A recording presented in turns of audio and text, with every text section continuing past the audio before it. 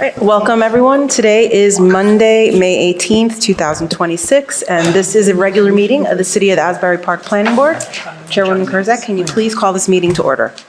Yes, this meeting is being held in compliance with the Open Public Meetings Act, Chapter 231, Public Law 1975. Adequate notice of this meeting has been provided to the Star Ledger, the Coaster, and the Asbury Park Press by publication of the annual meeting notice and posted on the Municipal Bulletin Board and municipal website. All notices are on file with the board secretary. Official action may be taken on the following matters before the board. This meeting is being recorded by APTV for your future viewing pleasure. Please join me, salute the flag. Pledge allegiance to the flag of the United States of America and to the republic for which it stands, one nation, under God, indivisible, with liberty and justice for all.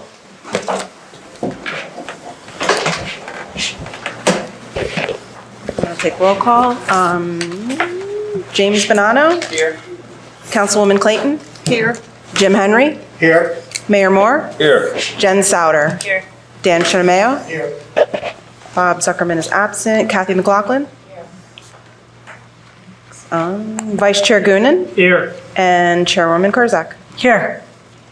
First item on our agenda is the Johnny Back resolution. I do want to ask the planning board members if they had, I know that it came in late via email. I don't know if anybody did not get a chance to go through it, we don't have to deal with it today. But if you did get a chance, are we okay for Johnny Mac? Or did you not see that yet? I didn't see it. Okay. It came in. Okay. It came in late. Came in late. I didn't read it, but if you guys said you read it and it's good, I have no problem. Okay, so I don't think that enough people have had a chance to read it Got it. since it came in late, so let's move that to the next meeting, Got it.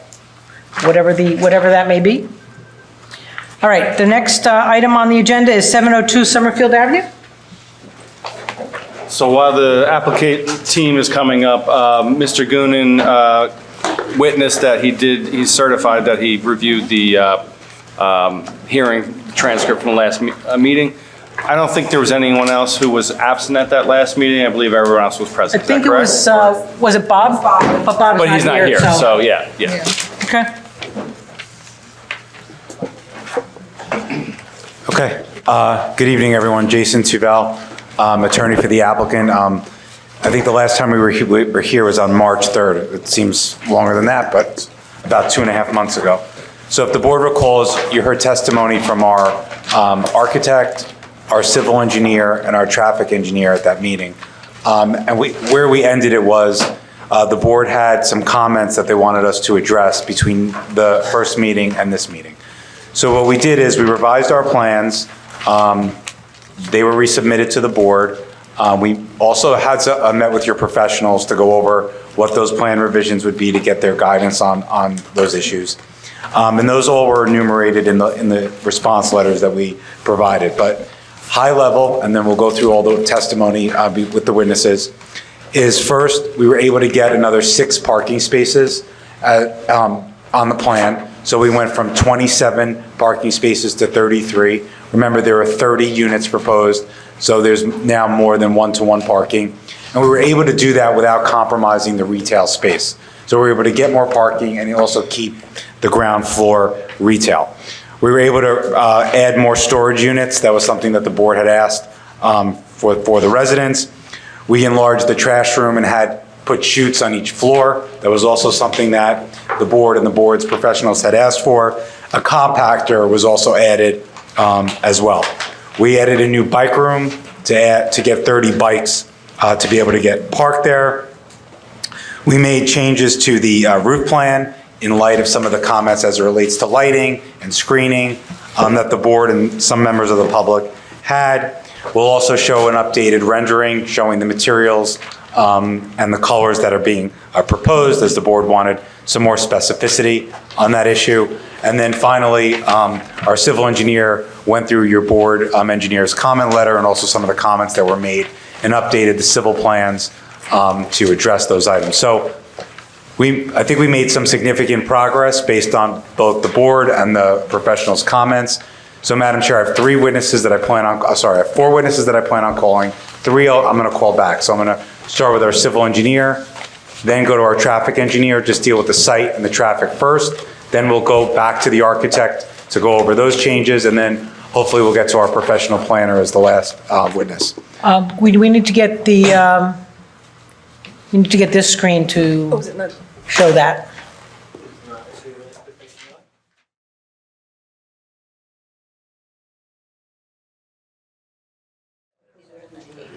All right. Looks like we had to move it closer to the planning board. So it's like to offer if there anyone from the public that would like to also see this, that if they could want to move their chairs like behind our professionals, so they could also view these if they would like. I figure that all of you guys know what it looks like anyway. Exactly. Hopefully you know what it looks like. We better. There's, what's this thing? Yeah. All right. Are we good? We're on the Okay, record? we're good. But, you know, if the public ever wants to move over, feel free. Sure. Move your chairs.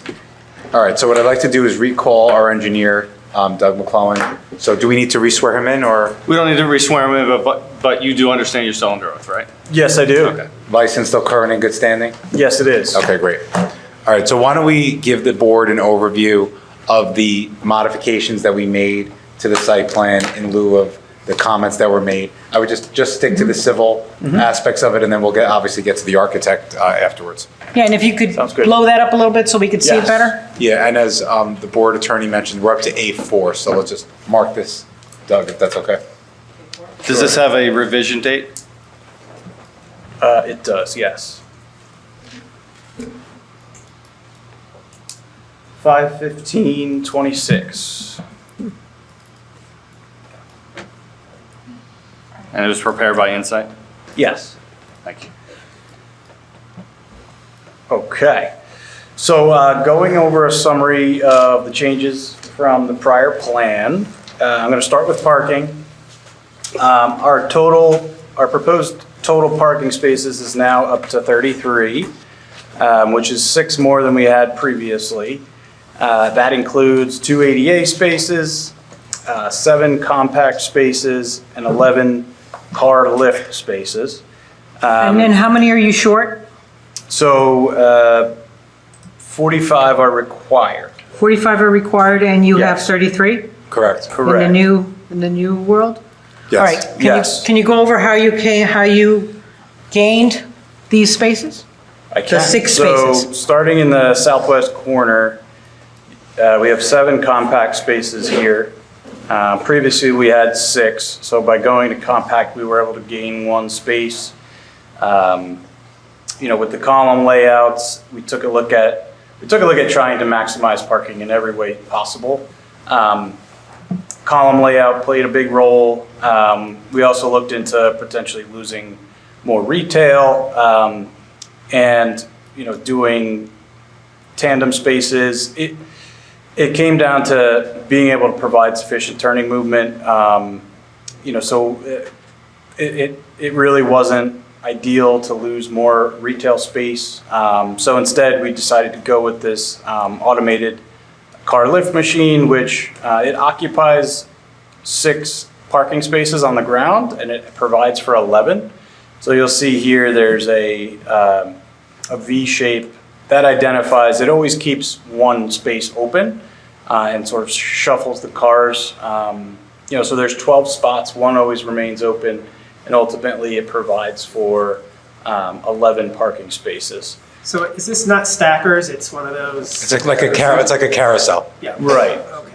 So who operates these? So I was going to have, if it's okay, Madam Chair, with you, I have the traffic engineer who is going to go into how it works, how it operates. I just wanted Doug to do the layout. Okay. But I promise you, we looked into all that. Yes. And Okay. we'll have all that information, and obviously happy to answer questions if we don't. All right, so were there any compact spaces prior to you creating 7 compact spaces? There were not. Okay, no. so everything was a full space prior to this? Correct. Okay. But we were able to gain 1 extra space by going to compact. We looked at potentially using more, but between the way the columns were laid out, there really was no way to gain additional space by providing more compact. So we're sticking with 7 compact for now. So as I mentioned, for a 30-unit mixed-use building with 1,962 square feet of retail, 45 parking spaces are required. That remaining balance of required parking stalls is proposed to be made up and offset by a payment in lieu, which is authorized under ordinance 2-87. Factoring in the compliance with the state EV mandate, we have an 8-space deficit, and the compact stalls I mentioned were added in the southwest corner, which gained us 1 space, and we gained 5 spaces by adding the car lift. We did take a look at all of the parking spaces and confirmed that with a turning movement plan, including the car lift, that turning movement is safe and entirely reasonable for all of the available spaces. Moving on to some of the other changes, we have a meter alcove that was added here on the western facade of the building, where we plan to propose an electric and gas meter. Water meters will be located out by the sidewalk, 1 for fire, 1 for domestic. And then the electric meters in all likelihood will be internal to the building. So they'll be adequately screened from public view. The trash room, I know our architect is going, yes, go ahead. Go back over that, what was that? What's on the outside wall? So 1 gas meter, I'm sorry, did I have that wrong?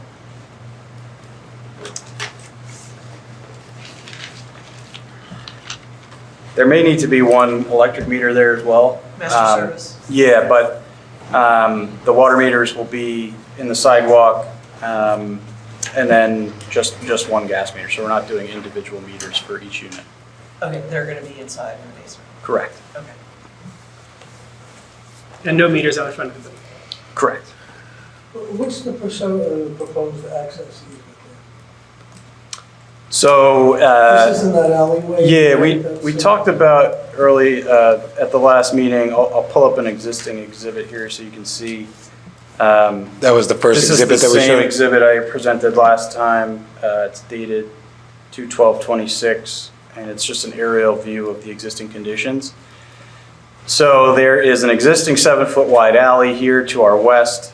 In real life, it's about 10 feet wide, like in terms of operationally and functionally. So, because so part of it's on your property? Part of it's on our property, yeah. Yeah, So okay. in order to maintain that and keep it functioning as it is today, we're providing an additional 3-foot easement to make that whole 10 feet. So, we're losing some developable space, but, functionally, we understand it serves, neighbors of the community. So we figured that was important. I forget, you put the fence there? No, there's no fence there now. I know there's a gate at the street, but there's no fence that goes down. There's a gate across, but there's no fence. Are you putting a fence? No? No. Okay. So I have a question about that gate. So if this alleyway is for emergency egress, because one of the staircases comes out that way, is that gate, I've never seen it locked, but is that lockable? I mean, it's like a city thing, right? It's a city right away.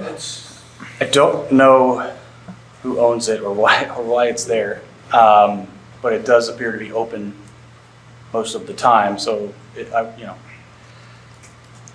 provides some security for the buildings that front on Main Street. There's this courtyard back here that is used, I'm sure, by some of the restaurants and stuff that are Do there. we know whose property is it? We don't know whose property? It's the city's Yeah. property. It is the city. Yeah, it's It is. not a separate privately owned lot, so that's why we were giving the city back that easement for the Okay, 3 So it's a feet. public easement over that for the adjoining buildings? Yes, we're giving the city the 3 feet so that it could remain at 10 feet wide. That was, Just as far as emergency Sorry, go ahead. egress goes, is there a code, can that gate be there? I mean, Right, is there a door there so that people can get out in that alley, in your building? Is there a door? If there's a door, then, there's a door to the alley. no, the door, right, to the alley from this building? Yeah, so let's say this building catches on fire. Right. People come down the staircase and go out to the alley. Are they now trapped? Well, we have to, what happens to the gate? Because Right. I think the gate has to go. It's up to the city. Yeah, we have no issue with that, obviously. We would support that 100%. Yes, but then if they're stuck, our city gets sued. I think you could do it two ways. You could either have no gate, like you were saying, or you just have one of those emergency fire push gates there where if the gate is closed, you could push it out in the event of an emergency where you can go out, like an emergency exit. I guess if it's a city gate, it's just not locked. I've never seen it. Yeah, I've never seen that. I don't know. But we're happy to coordinate that to make sure it complies with code. Okay. Thanks. Sure. Moving on to the trash room, so that was enlarged. It is now compliant in terms of square footage. It's approximately 396 square feet. It includes an area for a compactor and easy access to bins that can be wheeled to the curb through the alley. So there's no dumpsters per se. Everything is smaller bins that are easily wheeled. We have a large overhead door on the trash room for easy access through the alley. And we also intend on improving that alley as part of this development. So, fresh coat of pavement as well, that'll all help facilitate getting that refuse out to the curb on Summerfield. Is your property a beneficiary of that easement as well? I don't believe it's not an easement. It's not an easement, No, it's a public right of way. Yeah, it's like a city, it says 7-foot alley on the tax map. So it's really like a sorry. It's a 7-foot access, but then the back lot is privately owned. Yes. So the back lot right there. Yeah, no, I know, so is it all adjoining property owners have right over it? Yeah, this Public is has lot right 8 over it? right No, here. so that's just their lot. So the restaurant and the commercial space that's right there, I believe they're the ones that park in the rear lot. No, I'm talking about the alley per se. The alley. The alley will be public, yes. Okay.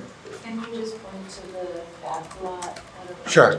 Yeah, zoom out. Doug, just maybe go back to the first exhibit. Yeah, this is it right here. Let me go to the existing.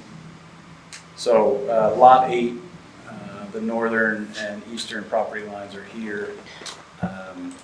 That's lot 8, block 2506. Yeah, so they would benefit, I guess, from us giving the easement and also resurfacing and repaving that alley too. So who parks there? We don't know. It could be employees. Yeah, it's not part of our development. It may be used as like loading for the restaurant uses Yeah. there. Yeah. I'm speculating, but Yeah. they also have, this lot also has frontage on Main Street. Okay, so, All right, how much bigger did you make the trash room from what it was? And where did you get the space? so there used to be, and this is, I'm stepping into Jim's territory here, but there used to be a bike room here. That bike room was moved to this southeastern corner. It was enlarged, and there's now room for 30 bikes there. And then the trash room was expanded to take over that space where the bike room was. And then additionally, in terms of adding space to the lower trash room, it is now compliant in terms of space. We also added a trash room on each floor that'll have a chute leading to the compactor down at the lower level. And the architect will show that on the floor plans so you can see it. So we talked about the bike room. The compactor goes directly to the trash room on this level. Yes, yep. The trash room's in the same location on each floor and goes directly to the trash room. Regarding the fence, so we always had a fence starting here where it says fence start and end. Just for the record, just indicate where that is on the plan, Doug. So that is the southeast corner on this jog here that's shared with that lot 8. And then it follows the property line all the way, connects to the bike room, comes out the other side, and then connects back to the building here on the eastern corner. We clarified that that is a 6-foot high solid wood fence. I did note that there was a comment in terms of no color specified on our plans, which I will defer that to the architect. I'm sure that in terms of coloring, we'll find something that goes well with the building, or if there's something that the city would prefer to see. But we did specify wood for longevity's sake, and it's 6 foot tall and solid. Let's see here. Lighting, I did want to talk about lighting. We are Solid fence? solid fence. Yes. Yep. And before I move on to lighting, we did, and Jim will talk about this too, but there was some concerns about security in the parking area. We have a garage door. This was previously open here, the hallway on the western side. So we did add a door for security. So the entire perimeter of the parking area will be contained via a man door, a garage door, and then that 6 foot solid fence. Lighting, we did revise the fixture utilized on the front facade of the building to be more of a widespread throw, architectural wall sconce. We needed to use less of them. We have 1, 2, 3, 4 on the facade of the building, which throw light out onto the sidewalk, as well as they're a pretty wide throw as well. Created a lot better uniformity for the sidewalk. We did not add the streetlights only because I received direction from the Director of Planning and Redevelopment that we shouldn't do streetlights. So, if the city's preference is to have streetlights, we're happy to work that out with the city. But I will say the overall lighting of the sidewalk is much safer, much more uniform, and casts a nice light over the sidewalk for pedestrian safety. Are you lighting the alley? We are, yeah. We are using a little more muted of a light. We have 3 light fixtures on the alley, with the understanding there are a few adjacent buildings here, so trying to minimize how much heads their way and just kind of light that alleyway. But yes, we are providing light along the alley and then along the sidewalk. And then we also took the recommendation of your planner to provide bollard lighting. You can see that with these circles here in the open air section of the parking. So previously we had a few building mounted lights here. I think there was some concern about light spillage, potentially glare. So this brings the light down to the ground level with bollard lights that'll be shielded by that 6 foot solid fence. And So how tall is the bollard? the lights are about 3.5 feet off the So ground. that's like where just the top portion has a lens? Correct. Yep. We also did add a visual and auditory pedestrian warning system at the garage entrance. And then finally, the drainage system. We took the recommendation of your board engineer to eliminate all of those. If you remember, we had a bunch of curb perforations along Summerfield, being that there was no infrastructure available. So we have pivoted to follow his recommendation, and we have a single exit point from the building that'll connect to a B inlet out in Summerfield Avenue. It'll have a sump. It'll be able to infiltrate some water, and then the remaining water, it'll essentially be a bubbler inlet where that water, it's in the gutter, and it'll maintain its path through the gutter all the way to the inlet out in Main Street. Hey Doug, thank you. I feel that the city benefits from that, but if you look at your grading plan, Yep. you're gonna be creating 2 low spots at each of the aprons. If you reconstruct that concrete gutter, so if you zoom in, so it's not egregious, but you're gonna be creating 2 low spots at the apron. Okay. You're already doing all the sidewalk. If you just reconstruct the concrete curb and gutter, you'll be able to catch that pitch from the inlet to where you're meeting west. Okay. 6 inches. So you're already doing some. So if you keep going, Not a problem. Okay. Yeah, we'll be able to, so you're saying to redo the, So if you can reconstruct, so you're doing like 2.8, reconstruct the whole gutter, basically? yeah, and the whole curb. concrete gutter. So Okay. 2.82. Yep. You're going down, you have 6 inches, then you go, 20, oh, sorry, 23. So So you have like 6 inches to play. Okay. Just right now, you're making like 2 small bird baths at the end of each apron. Yeah, we'll take care of that. Not a problem at all. That's about it in terms of the engineering changes. There's a number of other changes made to the building that we made after hearing your feedback, but our architect will be happy to review those with you. Real quick, the parking, I know, so just so the board's aware, we did have conversation about, I don't want to take liberties of saying getting rid of retail, but the possibility of shrinking some of the retail and what you could potentially gain from it. You're really not gaining much parking at all with removing the retail. With that being said, I do know that the board is very adamant about parking, so if there is any consideration of adding maybe more stacking or other carousel, the board would be very favorable. Okay.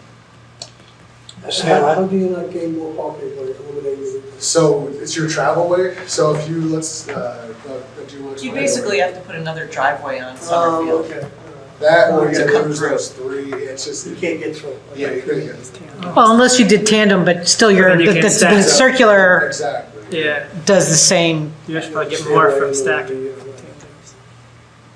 Yeah, and like I said, the traffic engineer will go through the parking and the stackers, and we can talk more about it. You'd also mentioned that more storage was provided. Can you show us what happened there?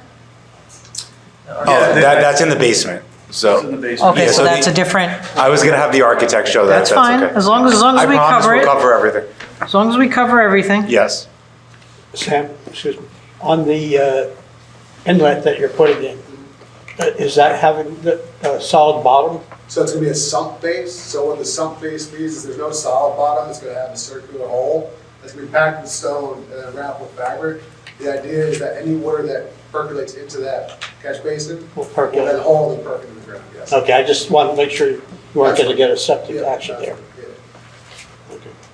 I know we'd also discussed something about a knee wall. Is that Doug or is that someone else?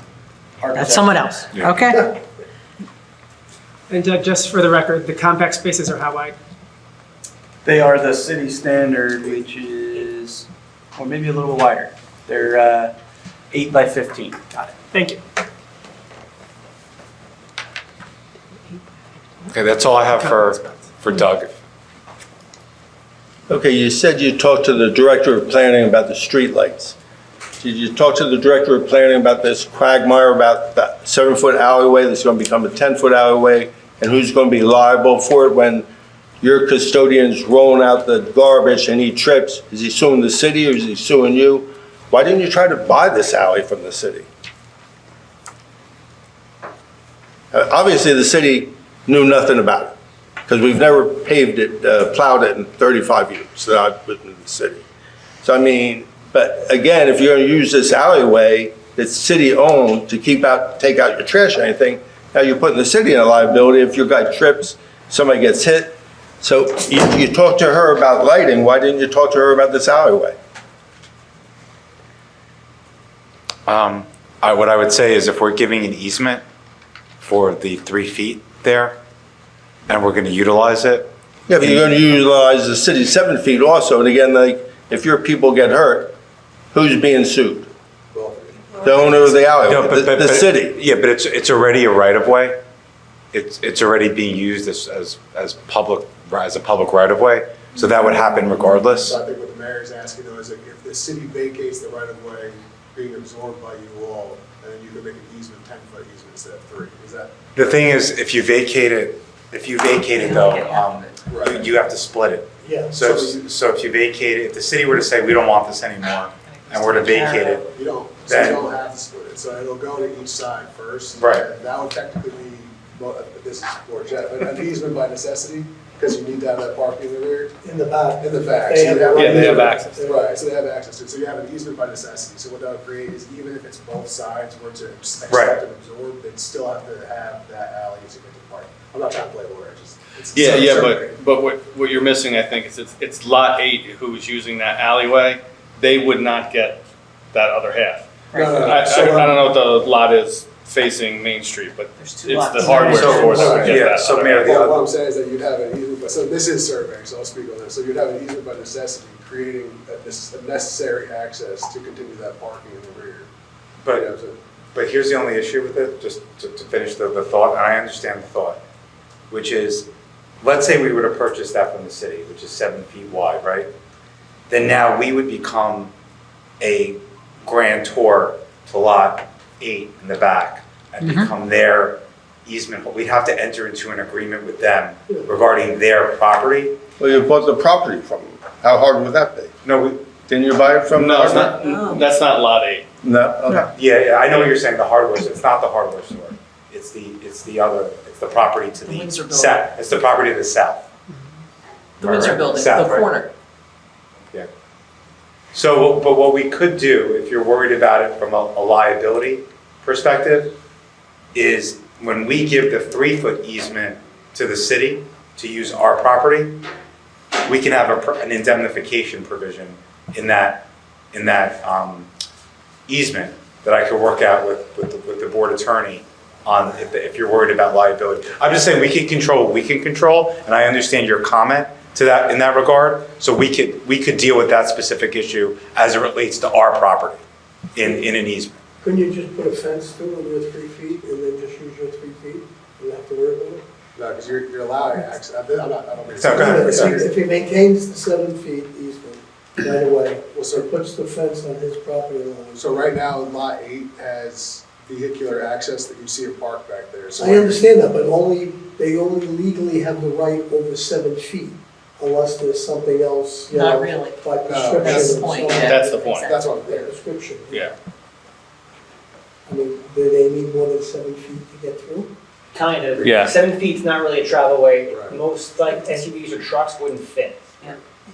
Yeah, we thought we were doing the right thing by maintaining the 10 so that they could still get back there. But technically, the city could close it if they wanted. I mean, that could also happen. No. That might be. Well, that's gonna be my They'll recommendation. be taking. Seems like you I mean, might why should, solve that why just take the chance on uncertainty. liability? Yeah. I mean, again, we've been lucky, this has been going on for 100 years, and the city never knew they owned it. Yeah, but the city would- And now that we know we own it, I mean, like, But I think lot 8 would be able to get an easement of necessity though, because they, Right. Yeah. 'cause even if we did vacate it, it would still have to be an alleyway. okay, well, Yeah. no problem, it's no longer the city's liability. Mayor, I understand the liability concern. That's why, like I said, if we go down the route of easement, I could work with council on. But it's not getting Yeah, rid the of, other properties, I don't know. it's how not you- getting rid of the problem with lot 8. Yeah, that you would have to deal with as the council, yes. You'd Right. have to deal with that separately. Could you actually indemnify the city for a person, a tenant of your building falling? Yeah, you could have language in there regarding. In their what- lease? You would have no, it wouldn't be in the lease. It would be, because it's a condo building, the association would be bound by the document. But we would have like negligence provisions Yeah, in you there. would have to have that in there as well. Yeah. In the condo. Yeah, it would be subject to, yeah. Right, because we're not only dealing with the garbage, we're also dealing with emergency egress. Right. Not that you'll have to use it that often, but when you have everybody exiting the building, the mayor's Yeah, we right. could, again, as it Figure it relates out. just to us, we could work on the issue the mayor is talking about. And what about vehicles going down there hitting into your building? If that's a vehicular access. We're keeping it at 10 feet, the way it's being used now. That's not, That's a typical I mean, travel that could fair. happen at any building, right? yeah. 10 feet sufficient. They just go up on the sidewalk in New York. Well, I Two mean, people. you can't prevent that. But as far as a travel way, 10 feet sufficiently wide. It's a masonry building, right? So I do have a couple questions. What's the square footage of the commercial space? I know that your architect may talk about that too, but I just want to make sure we have it clear on the record. It is 1,962 square feet. Okay, because I think There's your comment's a different number, right? It's 12 Everything says 1,200 because our plans say 1,200. But before the meeting, we resolved that. It's 1,962. Okay, and that's, your plans and the architect's plans are consistent with that number? They say, Consistent They, with they, 1,200. they will be consistent They will, with that yes. number? yes, and Okay. we'll have our architect confirm that. Okay. And then the other question is, you're putting the master access area for the electric and the gas in that little alcove. Are there any issues or concerns with the alleyway and vehicles traveling up and back that alleyway? It's not, it's a recess, it's a straight run here as well. There's no turning that needs to happen in this area, but we could implement a few bollards for additional safety. Okay. If the gate is there, and the utility companies, genuine question, I don't know, if the gate's there and the utility companies say, hey, I'm not going down there because now I'm gonna build up this gate, where are they gonna go? We talked about potentially using Yeah. the wall of the bike room as an additional backup plan. But yes, we hope the gate's not there. That's what we're chatting about, the biggest thing with the gate. Yeah, could move it, Any other questions from the board? Sam, did you say if they got rid of all the commercial space, they wouldn't have that much parking? No, no. We looked at that with them, based on the last meeting. Because they'd have to go tandem, and they could do that with the carousel. That's So the reason. there's two ways of doing it. You either throw tandem spaces in front of the ones that are already behind the retail space. So since they're tandem, we have the same problem we had before where how many people have to share which parking spaces. The other way is you put another driveway on Summerfield and come in through the retail space. Then you just park on either side of it, but it's not that deep, so you really only pick up like 3 spaces. Be tight, but That's all. Yeah. And you're gonna lose the one that's on. And then you lose the 2 that are in, yeah, so it's a net loss. And you get the extra driveway on Summerfield. I'm sorry to bring this issue back up, but I just want to try to close the loop on it if we can. The alley, if the board is concerned about the alley, we were going to give the easement, give the 3 feet. We thought that was what the board would have wanted because it's maintained, right, the access to the back. If the city wants to vacate that in the future or doesn't want to deal with it anymore, we can just put up a fence where the 3, like sort of what you were saying before, and just use that to take garbage out to the street, use it as our second means of egress, and not. That gets back to the easement of necessity that lot 8 now makes, so you all saying, hey, you're restricting my access that's been there forever. I'm just saying, we could just use what's on our property, if that's what the city would prefer. We don't have to, Adverse possession? Well, so adverse possession is different, so you have adverse possession, you claim ownership that they've been utilizing for over 30 years. Well, then that's they, it. yeah, but it's adverse possession of having a beneficiary easement. But there's a They didn't have an easement, they've only had an easement through adverse possession of their 3 feet. yeah, I'm just saying we could, if that's what the board prefers, we don't have a preference either way. Is it 30 years in Jersey? Yeah, if it's like a city, if it's Fallon Street's 50 years. Yeah, if it's vacant land, it's, Vacant. vacant land, I think it's 60 actually, yeah. Any Okay, other- we can revisit that. Yeah, any other questions from any board members? From our professionals, are you satisfied with what's been discussed? You good? Okay. We'd like to open it to the public. If anyone from the public has any questions of the engineer on anything that was transpired today, please step up. Okay, next. Okay, next witness is our traffic engineer, Matthew Seckler with Stonefield Engineering and Design. He was also sworn and testified at the last meeting, so we'll just confirm that he's under oath again.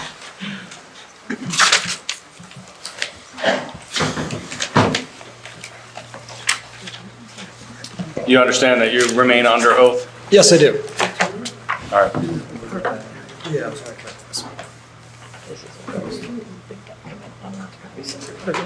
Oh, wait, is this the traffic study?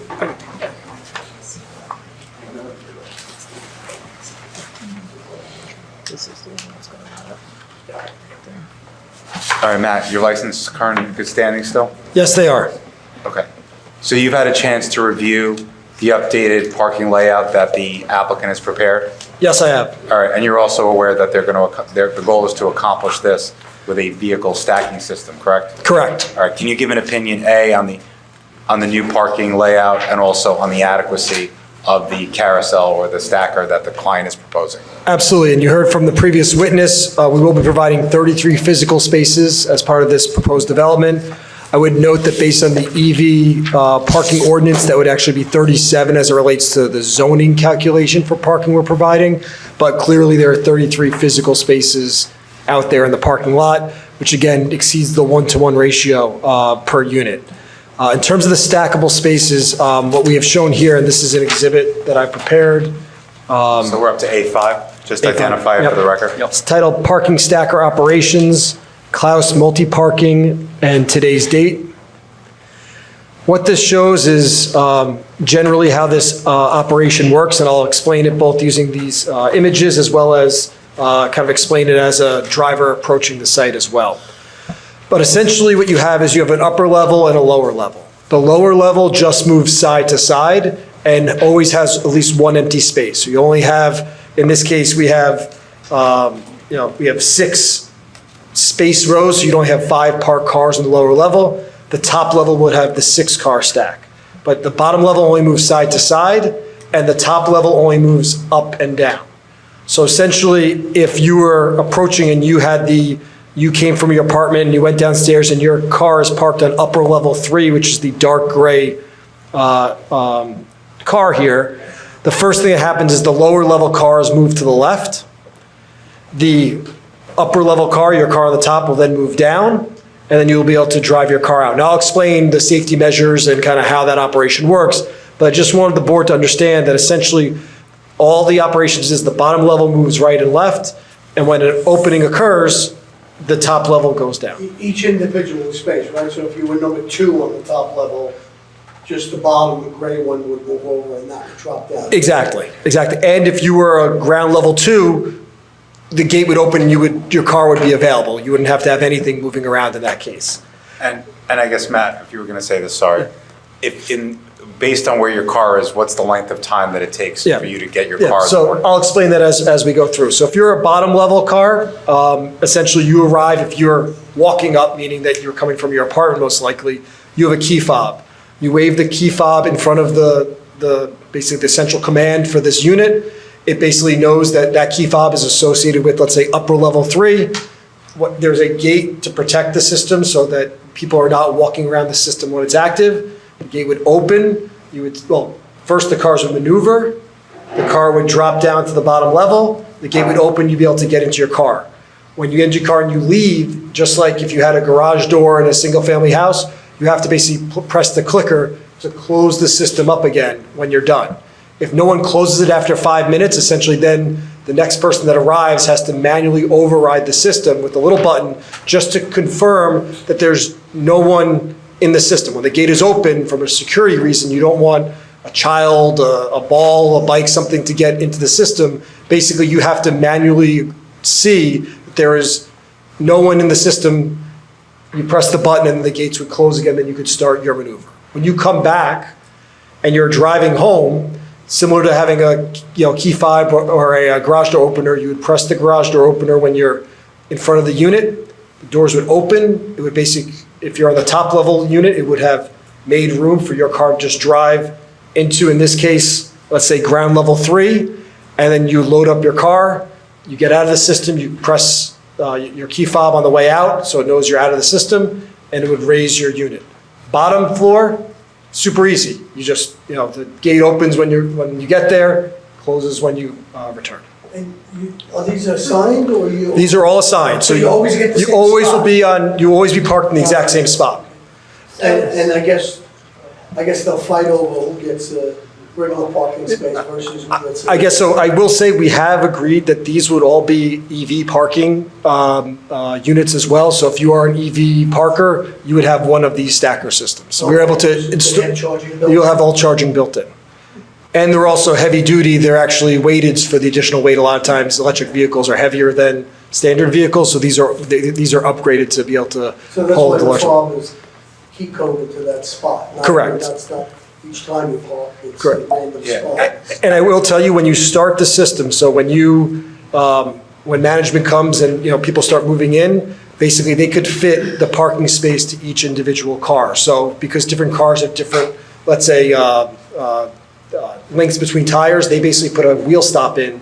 So when someone approaches and they drive in, basically they know when to stop. That basically can be custom fitted for every single car that utilizes that system. Or is it open on the back? Is it open on the back? It's. Or is it against the wall? No, it's against the wall. It's against the back of the retail space. So it's a one-way drive in, drive out. In terms of time, between 45 seconds to a minute if you're one of the upper units. It's about 10 to 15 seconds if you're one of the lower units, because it's really just the gate opening and closing.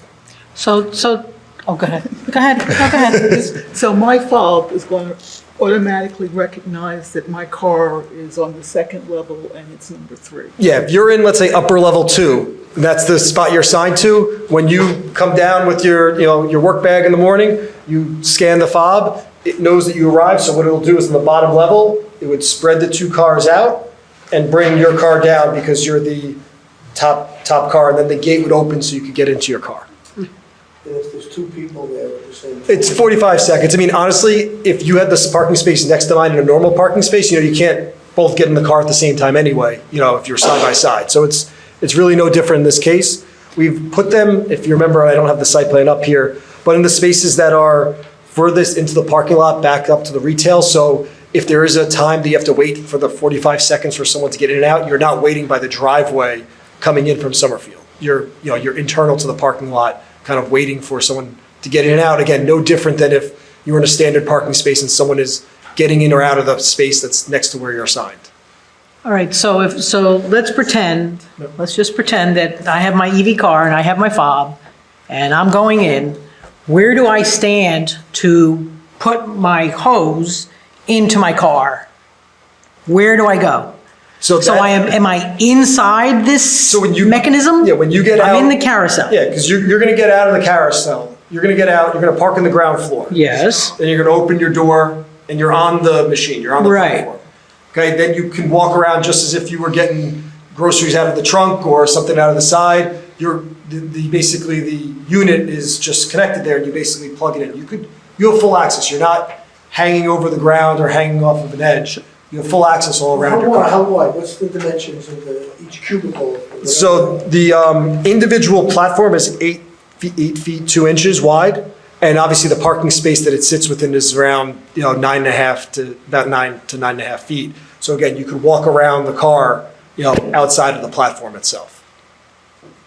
I have a dumb question though. I'm sorry, I can't follow it. But if you're charging and you have your connector, and then you're on the second level, how does that work? The connector is, so again, you're pulling in on the ground floor. Yeah. The connector is basically attached to your platform piece. So it's enough length. So it goes with your car. So Okay, I got you. as the floor goes up, it's going up with you. So Each car is on an individual tray. Correct. And your tray basically has a plug into it.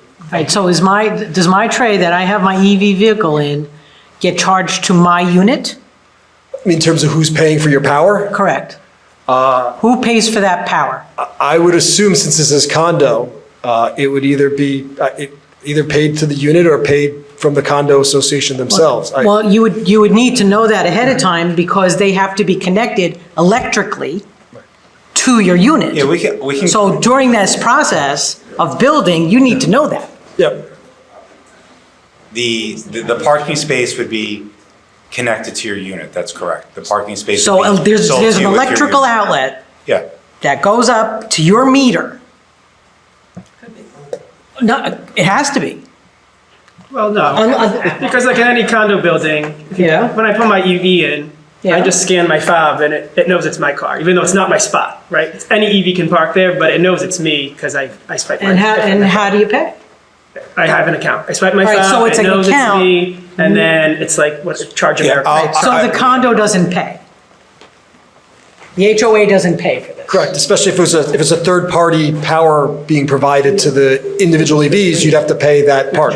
point or whoever is. Yeah, they all work a little different, but they're all kind of the same. You like, I mean, it knows it's you, it goes to your account. Ideally, the association's not gonna pay for it. So ideally, That's the what I'm saying. association is gonna make each individual Yeah, pay for so- it, but that's not their problem. Somehow. That's not about our. Yeah, Madam You're Chair, right, it is their problem. I'd like to know. Yeah, the client texted me, because actually it was a good, I didn't know the answer either. Okay. So basically, the charger monitors the usage. Yeah. And the property manager bills the owner from that charger that manages the Well, there the you go. usage. Okay, another question. Sure. I have 2 cars, and you've given me 2 spaces. How does that work? I have 2 cars, and are we saying that you would give me 2 spaces on the carousel, and each car has to always be in the same spot? Each unit is only getting 1 spot. Okay, so okay, There's 30 spaces, each one is getting. there's 33 spaces. Sorry, there's 33 spaces, each unit's getting 1, Okay, and then there's 3 left over on the ground floor. Right, the handicaps wouldn't be assigned. How are they allocated either? Yeah, each unit would get 1 space, and then there would be 3 left over. Dedicated spaces? Correct, that's what Matt had said. Deeded to- Correct, as part, yes. So how many ADA? There's 2 ADA spaces, and we're not having those assigned, not knowing what units may or may not need to have them. okay. But the carousel, you have to be an EV to? No, they will just happen to be wired. It's just the option. Yeah. Yeah, we just wanted that to be an option, just, yeah.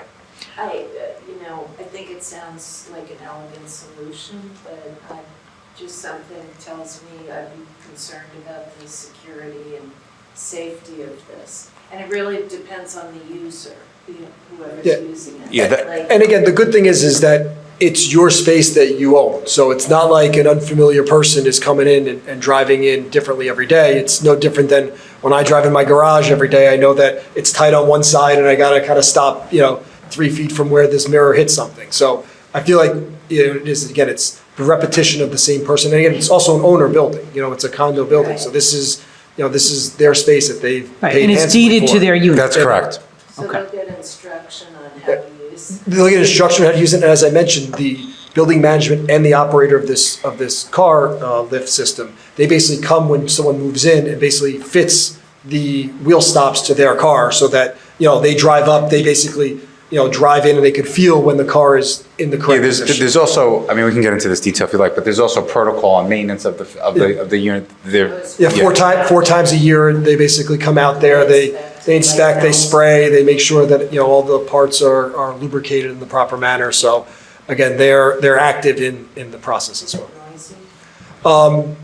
We've actually seen the noise, and we've seen the noise reports. Again, it's no different than what would be, I think they said it was less than 55 decibels, which is what you would normally have outside. And again, this is inside a garage as well. So in terms of people living above, it has been rated to be basically underneath living conditions. So if you live upstairs above it, basically you wouldn't hear anything different than a normal garage door opening or closing. Vibrations or- No. Like I said, it'd be no different than a garage door opening or closing, when you're living in the building. So if we're short roughly 12 spaces, Physical spaces, right. 12 physical spaces, we're short 12 physical spaces. So are we saying that, does this unit area allow for permits? Sorry, you mean the street? That street? Yeah, It allows for people to get a permit? yeah. Smithfield is zoned for residential permits. Okay, so I have 2 cars, I can request a permit? Yeah. So, if you have 2 cars, you can't request a permit. You have to have a second person living with you. Yes, Yes. yes. Yes. Yes, second person, name, everything on the lease or deed or whatever. Okay. All right. And I assume there'll be some sort of mechanism that if someone moves in, they don't have a car, I know it doesn't happen a lot, but it could happen. That space could be reassigned to somebody else, or they could sublet it to somebody else. It's No, deeded. no, it would be, Deeded. yeah, is your Deeded. concern that it could be used by like a third party that wasn't a part of the building? That would not be permitted. Well, no, my thing more is, we say this is transit-oriented development, it's close to the train station, not everyone has a car. But now you're saying, if I move in, I don't have a car, my spot just sits empty. If all 30 units are occupied, and one space was available, or another space was available, I guess it would be used by somebody within the building. Nobody could use it who did not live within the building. Yeah, Mike, think about it, what would you do? You leave it empty, and then you let your guests park there or something like that. You would have it available. Right, but they're not adjusted, the wheels are not adjusted to Like fit. if you own it, you're not gonna sell it because. Yeah. Yeah, but each unit would come with that space deeded to that unit. Yeah, it limits the flexibility for others that live in condos that understand how the parking shuffle works. But I get it, so that now it's limited, it's strict. Yeah. Okay. I have a physical question. Sure. The ceiling height from floor to ceiling is 12 feet and 4 inches. That's tall enough for 2 cars? Yes, basically this unit has varying heights that you could utilize. Let me get the one that we'd be utilizing here, hold on. I had the same question. Yeah. When I looked at the plans, I was like, are we going down or are we going up? And it seemed like somehow it just fit. Yeah, let me, They're really not that high. So how tall is You the have average a regular floor? car, they're not that tall. let's see. Right, but if there's only Measurements. 12 feet and there's 2 cars, when I get out of, I guess when you get out of your car, there's not, Yeah, you there'll can see never be over a- it. Yeah, you can there'll see- never be a car above you. That was my question. If you hit your head on the platform above you, but it won't be there. Never mind. Yes, exactly, because the way that it works, it's You're above all- you is clear, Yeah. then it'll go up, yeah. You said that it's, I guess, tailored to whatever car is gonna be in that. Yeah, I mean, within reason, I don't know if like a massive, if you have a massive pickup truck, you're probably parking it in the regular spot and not working on But this is it machine. easily modified? Somebody gets a different car. Yes, yeah, yes, it is easy modified. And yes, I did check that, their standard height systems would fit within the 12-foot and change that we have here. So you're saying SUVs? SUVs fit, but if you're, But you're an F-150? if you have a super wide car, it becomes an issue on the system. Then you get the car. That's all I have, Matt, that's all you have.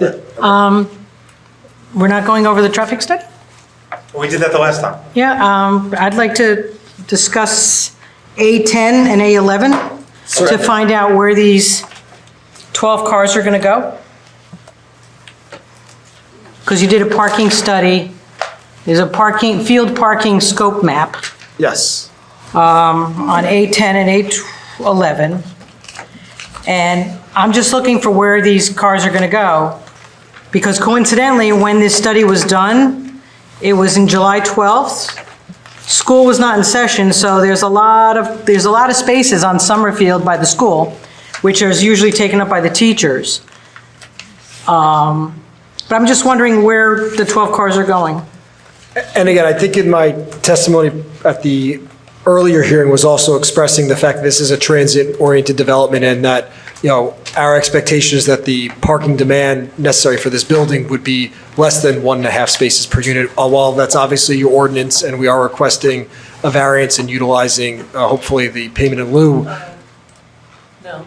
No? You guys said you were gonna buy spaces. Yeah, we're gonna buy the spaces, Oh, correct. I take that Yeah, back. We will be buying spaces. And it's only for the 8 because of the EV credit, I believe. Right? I think it's up to the council to Okay. decide the number. Okay. But regardless, whatever is required by law for us to pay, we would pay. But I would like to just mention, to the record, I'm looking at A10 and A11, and I don't see 12 spaces. Yeah, again. Just throwing that out. There are some in Summerfield, as you mentioned, this was done But that's during- the school. The school, it's summer. Correct, but on the flip side, summer in Asbury Park also sometimes is busier than winter in Asbury Park. So while those two blocks may be a little more crowded during the fall, there may be some other spaces, on nearby streets. But we again, I'm looking. I don't see them. Just throwing that out there. I don't see room for 12 spaces. But I understand what the rules are. I disagree with the rules. I don't make the rules. Understood.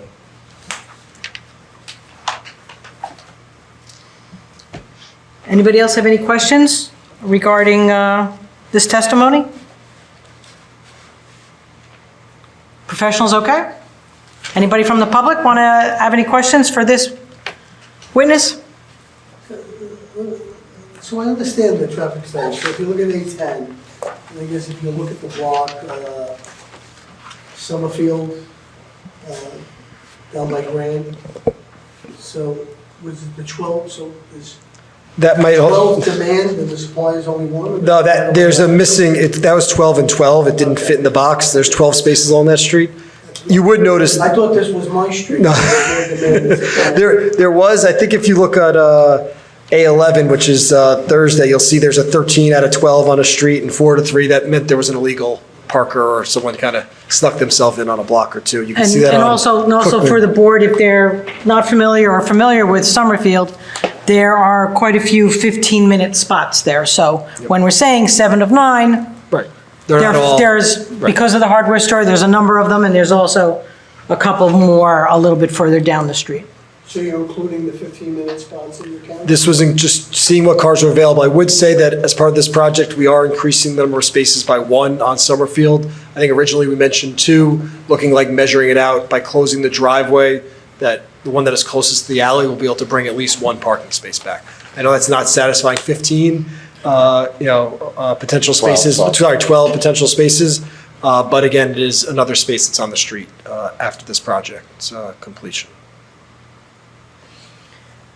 Anybody else? Any other questions? Public? No? All right, next. Our next witness is our architect, Madam Chair, James Boniford.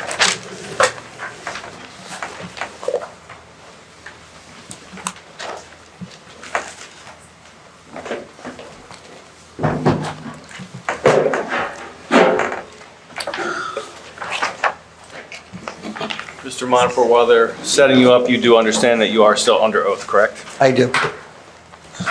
Good evening, everybody. All right.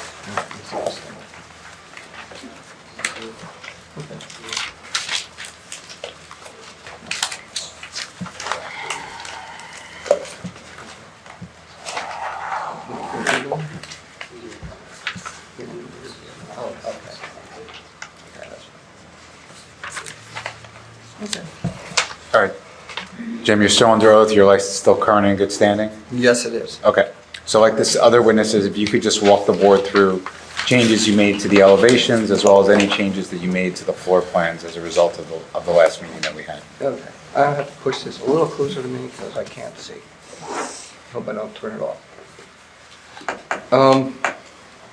So I first went in and tried to attack the parking, and I did put parking everywhere I could, and it just wasn't working. That's when we went to the automated system. I went in and I created a trash room, and I'll Just show to you. indicate the sheet that you're on, Jim. Oh, sorry. It's okay. I think this is A102. A102, of Okay. the architectural set. Got it. So I was looking for a place for, to get more room for the trash room, so I ended up taking this hollow space in the back here and put a bike room in for 30 bikes. And that would be here, and it would have a roof over it, and it's a concrete structure.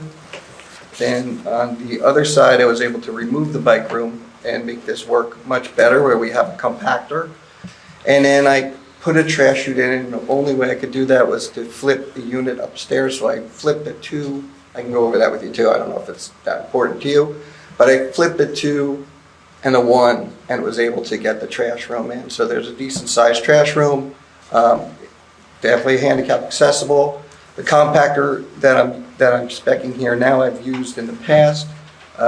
It's a really nice compactor that separates the trash, crushes the glass, puts it in a container like a tote container, and then it compacts all the trash, and it comes out into an easier to wheel tote that goes to the curb, and a private hauler would take it away when they do that. We have extra room inside the trash room for extra tote bins. One would probably be for cardboard.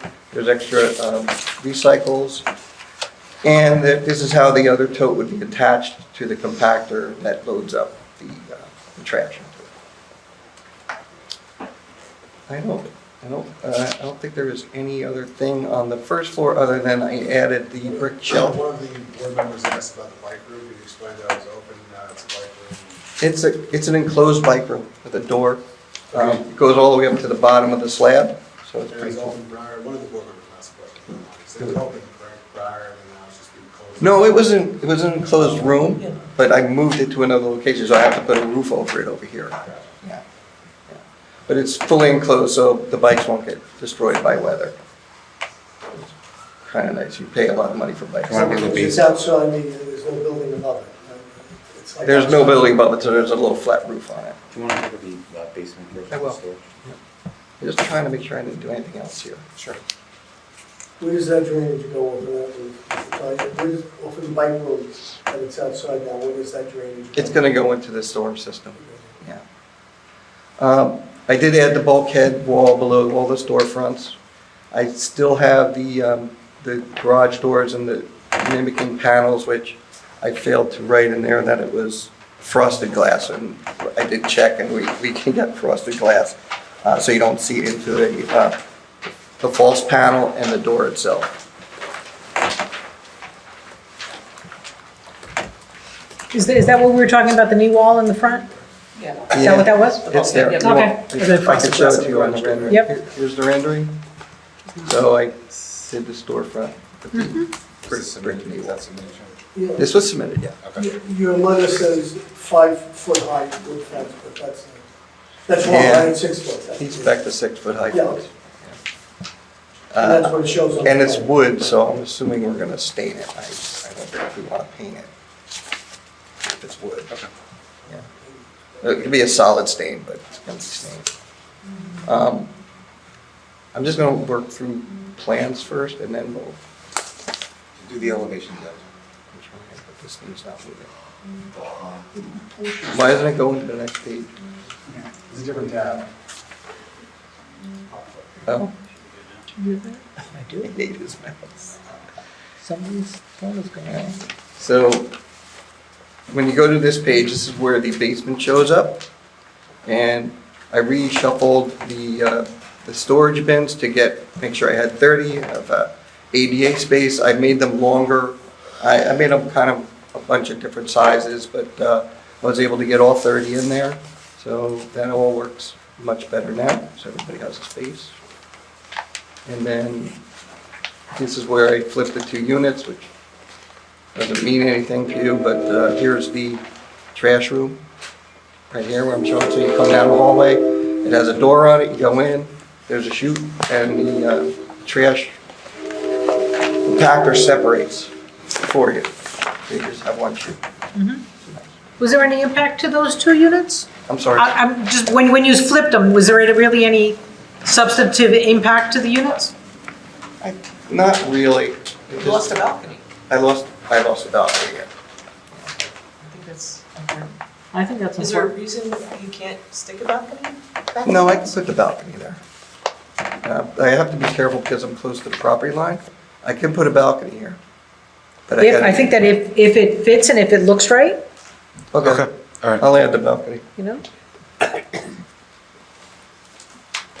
thing I don't like most is that trash room door. Which one? Right here? Yeah. What do you want us to do? What would I do instead? I can't come up with a solution. It's just, if I'm in that unit, I'm gonna walk out the door and, surprise, somebody's whacked me in the head with the Yeah. trash room door. Well, this is one of the smaller units too, so it's only one Yeah, person. I mean, it's not like it's perpetual use, it's an Yeah. inconvenience. I hear what you're saying. But yeah, I don't see where else you can make it. It's not like you can open it the other way. You know, it has to. I can open it in maybe, but it's not gonna help what she's worried about. Yeah, I know. She's more worried about I agree. seeing somebody carrying their garbage. You can't enter from the stairwell area? No. It's not allowed? Oh, no. Okay. No. That's a no-no. All right. All right. Mr. Fire Marshal's not gonna like you for that. I asked the question, that's all. Then, I addressed the rooftop lighting. You can see we've added bollards, low-lying bollards to the plan, and low lighting, which I submitted. These are the bollards. So our lighting is basically low-lighted bollard lighting around the perimeter. They're strewn about on the deck itself. Some are running across the back, some are running across the front. So what lights up? I'm like, I see the diagram of the bollard, right? That's the top lights up and it lights down. Oh, Yeah. And then we have all our screening. One thing the neighbor was The concerned. lighting, there's a note from Donna that says the strip lights are, We have them in the planters. but it said they're 3,000 Kelvin aiming up? No, they're concealed in the planter to light down. But they light the they're lighting. Okay, you need a detail for that, because the spec you've got shows them either illuminating sideways or illuminating up. Oh, So that's okay. gonna be, just give us a detail. She has to turn it It's like back. below the plants. I'll have them turn them down. under a ledge, in other words? It's underneath the planter. So the planter's there and it lights up. Okay, Can you do 2,700? it comes in 2,700. I think So we're gonna make the spec 2,700. Is that the color you like? That's the color we like. The city's color. Just ask it. All right, no problem. I can't do blue? It's highly recommended. Okay, I love that color. I have blue on my porch. So also the neighbor behind us was concerned about the screen wall. So I've actually set the screen wall back off the facade further than I had it before. It's more like 3 feet back. And behind us, I set it back 13 feet from the edge of the building. So there's no way it's gonna be seen from his unit and block any additional light. There was also a removal of a door on What? the east side, on the roof. What? I have a note that says that we were going to remove a door on the east side on the roof. It was on A0106. I don't recall where that door I was. just rewatched the hearing, it was like a phantom door that It was you a said phantom door. Yeah, you said it wasn't a door, but in the rendering there was a door. Right. There was a door in the rendering, but it wasn't a door. No, it's not there. Is it gone now? Yeah. I don't see All right, it. so the phantom door is gone. I Okay. don't see it. Okay. Yeah, it would have been right here. Okay, then I guess I could go to, There was also mention of artificial, there is artificial turf on the, there is currently, yes. artificial turf on the roof. It's in the back section, it's a strip. So it's kind of like a lounge area / cornhole or some kind of activity. Turf, like permeable turf, or more like Yeah. putting green? It could be a putting green, we were talking about potentially doing a putting green. Yeah, we're not doing bocce. But nothing like We're not permeable doing that's bocce, gonna you can absorb throw over water. the side. We're not talking something that's absorbing water. It's the, No, it's Just to part cover of the roof system, actually. The roof goes under it and drains the drain. Okay. Just, it's kind of similar to the planting trays we're using, they're trays that sit out, and then we have pedestals that line up with the trays, so the plants kind of line up with the pedestals. So in the front of the building, this is where we were a little confused last time. And I think I was a little confused too, because I couldn't really see the rendering. But if I go back to the rendering for you for a minute. I got more clarity on this. So this, what happens is this piece of architecture, the main meat of the building, has a 2-foot-high parapet that runs back here. And this piece comes forward, and it kind of has the illusion that this goes up and around it. But that's part of the building. The actual railing for the privacy railing to keep people from going to the edge is set back another 5 feet, so you can't see that at all. And this actually helps that, to relieve that visual thing. But it was right on the drawing. I don't know, I couldn't see it. I wasn't really sure what I was seeing because I was looking over there. But yeah, this is correct. We've changed. What did we change here? We still have our pieces on the end, so we're still asking for that. I think it's a design waiver, right? For the architectural features that I have going up 4 feet here, here, and here, right? So I think we have a waiver for that. Well, technically, it's just the one in the middle. Yeah, okay. And then we are changing the color of the AZAC to match the cast stone. However, I couldn't get a sample of it because I have to have it special made. So we will coordinate that color with the concrete color. So it's going to be more of a not stark white. It's going to be a little beige.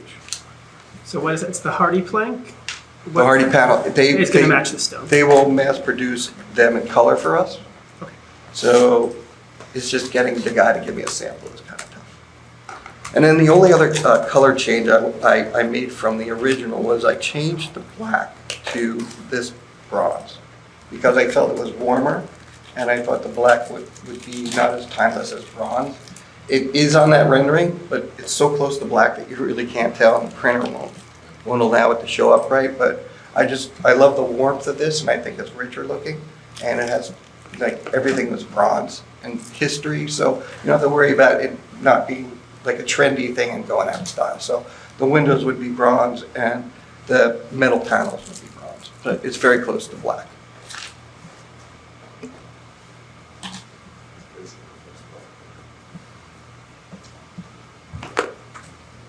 I don't think you had everything. Was there any other? I don't think there were any other changes. I think that was all the architectural comments. I had a quick question about the lead checklist. You were gonna do a lead checklist just to show us? I'm sorry. Lead checklist. The lead checklist. We didn't prepare it. We did did we do an energy? Did you guys give us an energy sheet to fill out? Did you give us an energy compliance sheet to fill out? No, No, you guys so were just gonna we're- tell us which features in the building we're gonna Well, we're total gonna, into yeah. silver. So I didn't make a total list, but our products will be LEED certified. Hardy is LEED certified. The bricks are local, so they're LEED, they're valuable for points. We're gonna use all the proper. So the building code now addresses what LEED addresses, so we have to follow that. So we automatically kind of get there with the building code itself. LEED is kind of like a private entity that came in and found a niche in the market and took that niche. But now the state is coming and said, look, let's do our own energy code. And it's very strict. It's very strict. Like our values are like up to 40 something in the roof, and in the walls are like 20. So the buildings are almost too tight, so we have to bring fresh air in now. So we're not going to be LEED certified, but I think we meet all the. No, but I think Yeah, we just asked for. if the board approves it, I will do a LEED certified checklist. Yeah, Yeah, that's what we had. I could get you one. Yeah, we'll do that. I don't know why I didn't remember that.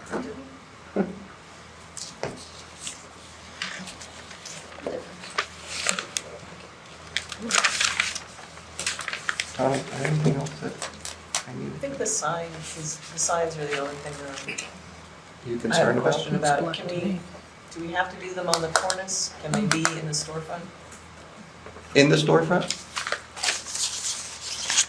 Yeah, that You mean transom, don't that put it transom here, area rather than on the cornice? Sure. That's glass. Unless the board doesn't care. Go to the You rendering. had a color rendering of that. Go to the rendering. It's easy to see. Just zoom in there. So Donna, just describe what you were describing before. So it's all.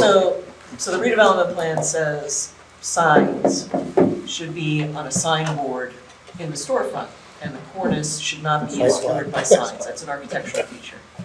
So the way they've got it configured, it's really more visible for like if you're driving rather than being at pedestrian level, so. If that's something the board would prefer, we could make that change. Yes. Do you want me to take glass out to do that?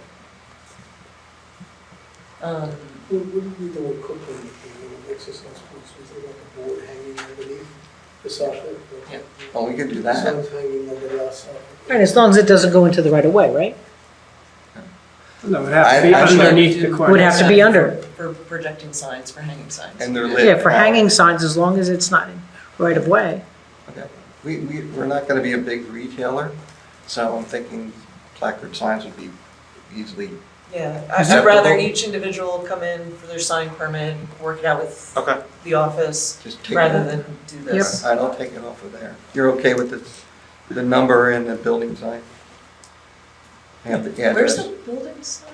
It's up top. It's up top. Oh, right, Yeah. that one. Is it really 702 and 704? Isn't there like one number? It's two. Well, whatever the town. Whatever the city post and office says, gives us. it is what it is. We'll find out as soon as the post office tells us. Okay. And then with the store signs, I know this is set up as three different things. If they combine, it's just one sign per tenant, correct? Yes. So it's good about hanging signs. Like Thomas says, it's not going to disrupt the building when the tenant moves out. You just take the hooks off. Right. Yeah, will destroy the architecture. Okay. I will change that. That's all I have for Any other questions by board members? Yeah, I've got a couple. One of the things you're asking for is a variance for overall height. It's a four-story building. What has created this, the problem? Normally, a four-story building falls within that height range. It's the what's height of unique? the parapet in the middle of the building, where it sticks up. Yeah, That part is too high. Yeah, hold on. That's all it is. We'll show you, Mr. Henry. I understand the question. Jim, can you just zoom in? We'll look here. It's not the height of the whole building. It's It's just, right here. It's just that one spot. Okay, that was rather unclear from. No problem. No, I'm sorry.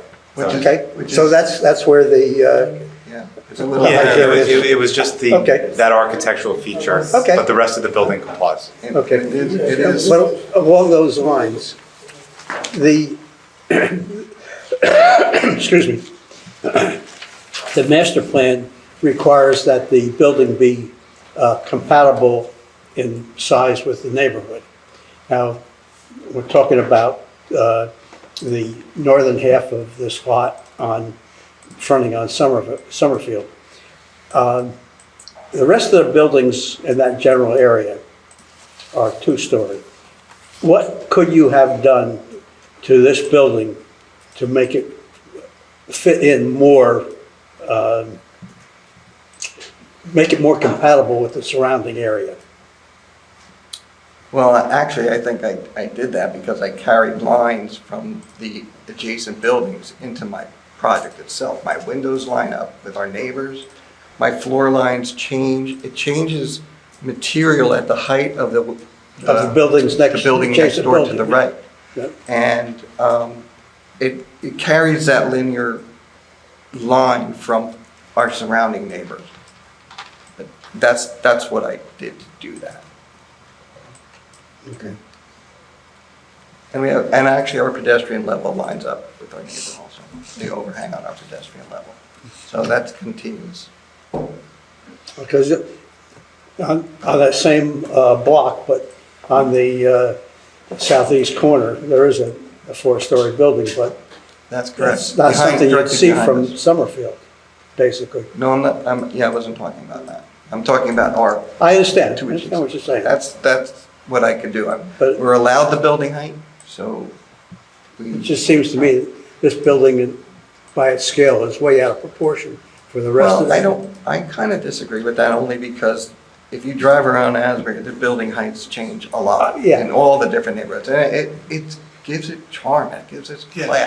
but I understand what Mr. Henry's But I- saying. I think what we tried to do was take what's permitted by the ordinance and the plan, and as Jim said, integrate it nicely within the surrounding area to get that compromise of what you're talking about. Stick within the ordinance height limitation, but also have it blend in well. That's what you, Yeah. and our planner could talk about that also.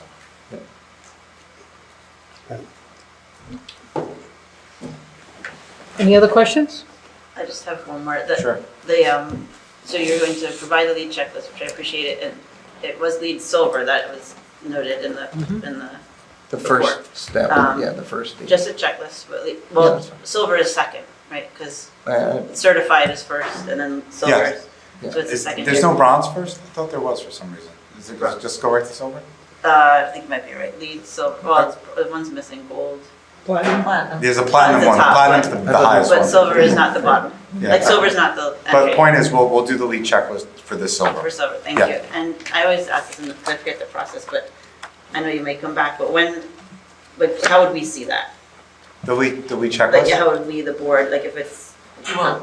You won't, it'll be a condition of resolution compliance. that's always, that's just like a thing I say out loud because that's why we ask for it so that we can, so that the board can see it. Because even though I trust that it'll happen, we never get to What we see could it. do also, if you're okay with this also, if the board were to approve it before you adopt the resolution, we can send you a copy. We could also submit that as well. So you can I see it. appreciate that. I was, Yeah, I mean, it'll be part of the public record, so the board members can see it. could view it, whether they submit it before any resolution or not, but it would be a condition of a resolution. Yeah, and I don't mind submitting it earlier like that. I appreciate it. We'll go back to the building height just for a second, because I'm just looking at one of your elevations now. Is it true that the hardware store on the corner of Main Street it's like about the same height as the third story of your building? Yes, Okay, so this is really only one story taller than the hardware store? that's correct. Any other questions by the planning board? Our professionals? Public? Any questions of this witness? Okay, come on up. Stephen Maroc, Unit 301, 707 Bangs Ave. I appreciate the shifting of the parapet. I do have one follow-up question on the stairwell bulkheads. You show new light of the lighting now. I just wanted to clarify the height of those fixtures, and then if they're on 24/7, the timing of those fixtures. Are you talking about on the roof? Yeah, on the stair bulkhead walls. They're 42-inch high walls. The stairwell? Of the stairwell. Yeah. I only have Isn't the one. stairwell internal? I only have No, one. on the exterior of the stairwell, Right, on the he's- roof, he's the asking- rooftop asking- lighting. He's asking, on the roof, Yeah. you have a stairwell, right? Yeah. Bulkhead. You have lights on that bulkhead, right? Yes, outside the door. Outside the door, he's asking him how high are those lights Oh. and when are they on? That's what he's, that's Yes. what you're asking. Correct. I think they're probably 6 feet high. They're down lights. They're by the door, alongside of the door. And the door faces away from your building. Well, the door faces Away from east. your building. No, it faces east, so the light would be in my line of sight technically, No. or my building's line of sight. This is the door. Because if you're 6 feet up, you're above the parapets. So from the stairwell on the left? Yeah, do you On the want- right-hand stairwell? Do you want Oh, this one? Okay, I see what The you're saying. west stairwell. The Yeah. west stairwell. You're saying So from that one? it's a down fixture, and it's over the door. On the, sorry. Yeah, east we could put stairwell. that on a motion detector, so that when the motion happens, it goes on. Okay, I'm just concerned that, yeah, it's gonna be a visual. Well, nuisance. it is down, so you shouldn't see Understood, it. but I'm full building, so. I'm Show looking them the up picture. at it. Show the fixture. I understand it's pointing down, I'm below. It's right there. The level looking up, so. Hold on a second. Don't go away. There it is. It's right here. See the fixture? Yeah, no, and I did see it before. Yeah, we could have But it my on, point is, I'm below, I'm on the third Okay. floor. I'm looking so we outside. could have that on a motion, like we said, so only. If you see this light, you tell me, I'll have it shielded. Okay, I'm just saying.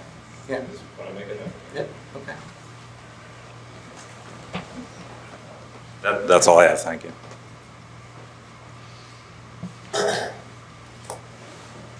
Okay. Next. Could we just take a 5-minute break? Is that- Sure. 5 minutes. Okay. Thank you. Okay. Motion for a 5-minute No, recess.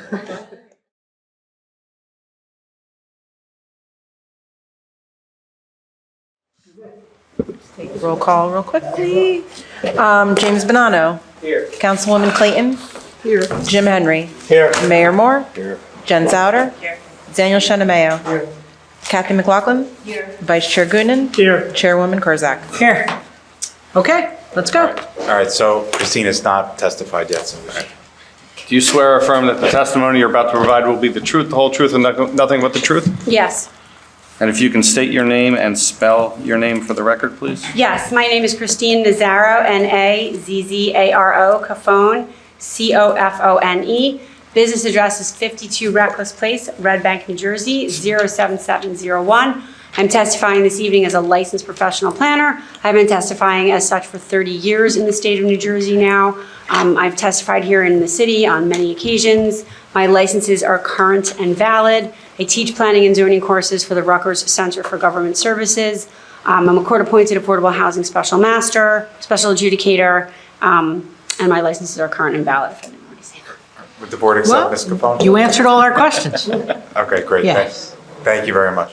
All right, so Christine, in preparation of the application, you visited the site and the surrounding area? I did, most recently on Friday night. My husband and I went to Cook and Creamery. It was fabulous as usual. So I've been to the subject property. I reviewed all the application submission documents. I was here and present at the last hearing, although I did not give testimony. I reviewed your professionals' review letters on this application. I had an opportunity to speak to your planner about this application a few times, and I also reviewed the redevelopment plan, most importantly, for this area. This is what I would really consider a substantially conforming application. We need very, very little variance relief in conjunction with it. It is located in the city's CBD redevelopment area where the use is specifically permitted. The variance relief that we are seeking is because we are required to have 35% of our ground floor devoted to commercial uses. Along Summerfield, we only have 22.85%, where we're required to have 35. So we're required to have 3,500 square feet there, and we only have 2,353 square feet of commercial space. We are similarly related variance to that is our ground floor commercial. We are required to have a percentage of our ground floor devoted to commercial uses and lobbies. Where we have 130 feet of frontage, we only have 60 feet devoted to commercial uses and 10 feet devoted to our residential lobby, and the remaining 60 feet is devoted to parking, which is not permissible. The last variance we need is the height, which I would say the balance of our building is conforming at 45 feet. We need a variance for that middle parapet portion that was just described to you that is just under 48 feet, where the zone requires 45. And that is the extent of the variance relief that's required in conjunction with this application. We do need a handful, I think about 8 other design exceptions, including the parking that were testified to by our architect. But that's really the variance relief that we need. So pretty conforming, right? It's only 3 very minor variances. I would say, yeah. But we clarified before, you're not getting a variance or a design exception for parking. No, You're buying parking. sorry, it was the size of the stalls. The compact stalls, Yes, right? that- We need that- a we variance should've- exception, Okay, yeah. right? Not the numbers, because Sorry. we are requesting. If we request to the ability to pay into the funds, then we don't have to ask for the relief. So the board, though, has to, I believe, approve us to pay into the funds, is my understanding. So that's essentially the relief that we're asking for in conjunction with this application. If you had an opportunity and you're familiar with the site, you know that one of the benefits of this application is we're eliminating a non-conforming use on the property. And that's, to me, very significant. I'll get into that a little bit more when I talk about the negative criteria, because I think that there are so many goals stated in that redevelopment plan that are advanced by this application. But statutorily, this board can grant variances under the C1 hardship criteria or under the C2 flexible C. If you find that no hardship exists, if we advance one or more purposes of the land use law. So I think that this is a C2 case. I don't really see a hardship here. I think that, though, there are multiple purposes of the municipal land use law that are advanced. I think that criteria A, which talks about promoting the general welfare, is advanced. I think anytime that you have an area that you can reinvent and rehabilitate and repurpose a site in the middle of a downtown area, that is promoting the general welfare. So I think that that's certainly important. I think criteria E, which talks about the establishment of appropriate population densities, I think that's important here. I know that you had questioned, Mr. Board, I don't recall your last name, but one of our board members questioned about the 4 feet, right? First, the CBD zone allows 4 feet in this area. And our office looked at approximately a 500-foot distance, and we found that there were at least 10 properties that were 3 or more stories, right? If you look just to, I believe it's the northeast of this property, there's an 11-story building. And I think it was a great point that there are varying heights. In this city, in any city, there should be varying heights of buildings. So I think it's an appropriate population density. I think as a planner, residential density is a gift that you can give the downtown. I've already testified and gave you my credentials that I've been testifying for 30 years, so you know that I'm not in my 20s. When I was in high school, Red Bank was a bad area. I wasn't allowed to get dropped off in Red Bank and take the bus to the Eaton Town Mall because it wasn't a great area. And what brought Red Bank back? I think one of the things that did was residential density, God bless you. So I think that this is an appropriate population density. And I will again talk about some of those goals of the CBD zone, but I think criteria E is appropriate here, that it's an appropriate residential density. Criteria I talks about creating a desirable visual environment through creative development techniques and good civic design. This is an application, to me, that's really about balance, right? I've sat here and listened to all the comments from your professionals, your board. I know some of us might favor more retail, some of us might favor less retail in favor of parking. But I think what we've really done here is we've programmed this with 30 apartments, and we've programmed it with the potential for 3 retail spaces, right? Our ground floor has the potential for 3 20-foot storefronts. It could be 3 20 linear foot storefronts. It could be 140 and 120, but it gives the opportunity to have commercial uses, and it also gives the opportunity for parking to be here, and it also gives the opportunity for residential density. So I think when you balance those things, the board can certainly look at all of the ways that our architect and our team has created good civic design. We heard a lot of your comments at the first hearing, and I think we incorporated them. There were some really good comments about the trash room, about providing storage, about providing bikes, about providing amenity space. And in my opinion, the amenity package associated with this, we have a business center, we have a gym, we have rooftop amenities. This is not an application that has skimped on project amenities in favor of another component of the project. So I do think that this is a good civic design. I think a lot of care went into considering the lifestyle of the residents that are here and how the project will function in relation to the properties around it. Mr. Montefiore testified specifically, that he did consider the architecture of adjoining properties when he designed this site. So I think criteria I is also advanced. And then I think criteria M, which talks about an efficient use of the lands, is also appropriate here. So statutorily, I don't need you to agree with all of them. You can just agree with one, and that still substantiates the burden of proof for the grant of the variance. The proof here that we have to justify is that one or more purposes of the municipal land use law would be advanced by the application. So I cited those 4. So again, if you don't agree with all of them, as long as you agree with one of them, that would be justification for the bulk variances. I feel like you want to interrupt me. No. He does. Sometimes he was getting ready. He was. I worked with him long enough. Sure. He's fighting the urge to not do it. So on the negative criteria, and that's the positive criteria. So that's the positive criteria for the justification of the C variance. There's also the negative criteria, and regardless of the section of the statute we were asking for the relief under, we have an obligation to demonstrate that there's no substantial detriment to the zone plan or the public good. Right? And it doesn't ask you as a board, or it holds us or any other applicant to a standard that there be no detriment. Just that the benefits of the grant of the variance outweigh any detriment. The testimony we heard last month I thought was very compelling, how that there's no stormwater management on site today, so we will be introducing a better program for stormwater management. We are eliminating a non-conforming use. We are creating a 12-foot wide sidewalk, which is a great part of a downtown. A warehouse, the warehouse. So that is not, based on my review of what is permissible in this district. Now, can somebody continue to use that because it's a pre-existing non-conforming use? Yes, but is it contributing, in my opinion, anything to these goals and objectives, right? When we get to looking at the CBD plan and what it reads, right? So is the hardware store is conforming, but their storage is not conforming? Correct. Right, the retail would be permissible, but the storage aspect of it is not conforming. So it reads, the CBD redevelopment plan states, the introduction of a significant residential component downtown has a number of advantages, adding vitality and security to the downtown. However, accommodating residential parking is an important component to the revitalization. So I think you've heard a lot of testimony from the applicant of how we are introducing a creative solution to deal with our parking on site. But then it goes on to talk about the CDB redevelopment plan and some of the stated goals in there talk about revitalizing existing business and commercial property by attracting new shoppers and investment, minimizing gaps in the streetscape.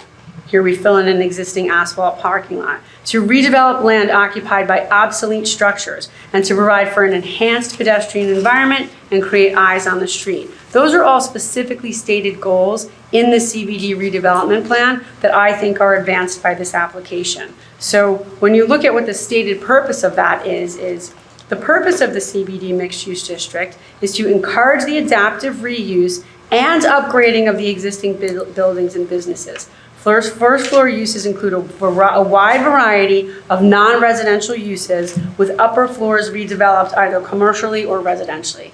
So here, almost half of our building on the ground floor is devoted to commercial uses, and the other is devoted to parking. And that's what we do as planners, right? We're balancing these things and trying to find ways to revitalize an area, but still provide all of the things that we need to plan for: parking, refuse, amenity space. And I think that this application, in my opinion, does a fantastic job of balancing all that. I think we meet the statutory proof for the grants of the variances. And most importantly, I think we implement not only the stated purpose, but significant numbers of goals and objectives stated in the CBD redevelopment plan, and leave the site certainly far better and far more in line with what the CBD envisions and what is going on there today.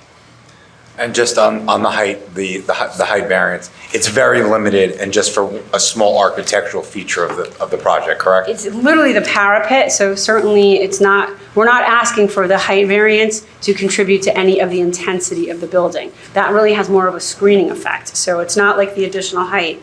And not that I think that there is anything with additional intensity, because I think, like I said, residential density is a gift that you can give your downtown. But here, that height is really isolated to that parapet in the middle of the building, which functions more for screening, not anything as to the intensity of the building. So any typical issue associated with height wouldn't be present here, correct? No, there's no correlation between that height variance and the intensity of this use. Okay. So in your professional opinion, the relief sought as by way of this application, the benefits of those deviations would substantially outweigh any detriments? Yes. Okay, that's all I have for Ms. Capone. Any other questions from the board members? Yeah, I have a couple. This particular site, is there any particular topographical feature that would require the necessity of granting a variance? No, we're not asking for a variance related to the topography. You're asking, okay. And how about any other physical features on this site? Nope, and that's why I said I don't think the C1 applies. So those would all be things related to a C1 variance. So if I were justifying the variance under the C1 section of the statute, then I would have talked about the unique physical features or the topography. And that's why I said in my opening that I think that these fall under the C2. So in the absence of any of those conditions, the board can absolutely grant the variance relief under the C2 section of the statute if you find that one or more purposes of the municipal land use law are advanced. And again, the height that we're asking for is not a result of topography. It is really just for that parapet in the center of the building. The height is not coming from the intensity or the building, or that the height of the actual building is out of character. It's for a parapet wall. Not the balance of the building, the actual building is at the 45 feet tall. And it's just a design choice. Right. Correct. It's really not the intensity of the building.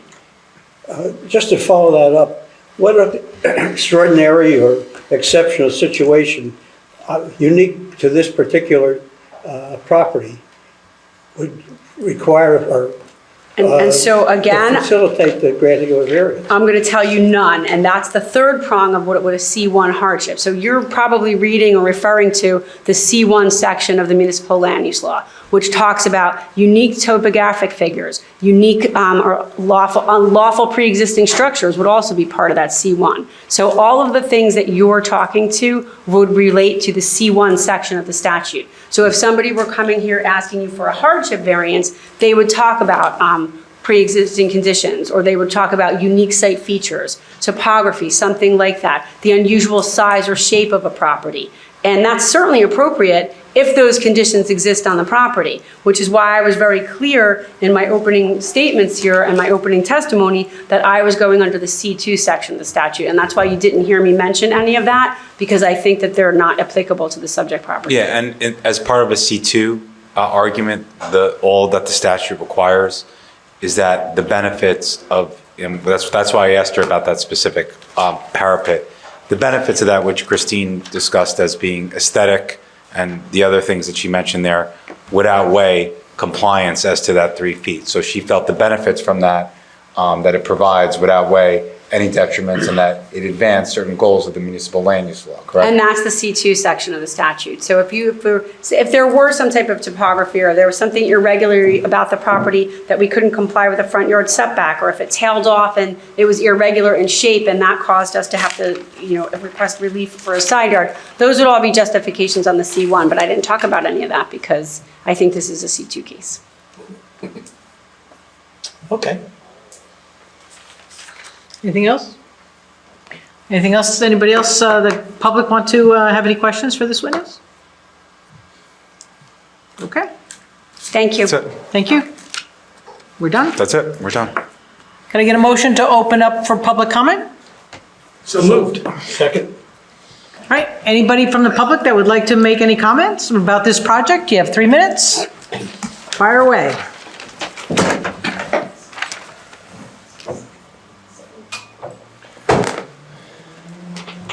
While she's doing that, I'm going to swear you in. Do you swear or affirm that the testimony you're about to provide will be the truth, the whole truth, and nothing but the truth? Yes, I do. And for the record, state your name and your address. And as soon as the 3 minutes are ready, you're going to start. Stephen Maruck, 707 Bangs Ave, Unit 301. Okay. I just wanted to state I do agree with the parking concerns as a resident on the neighboring corner at 707 Bangs Ave.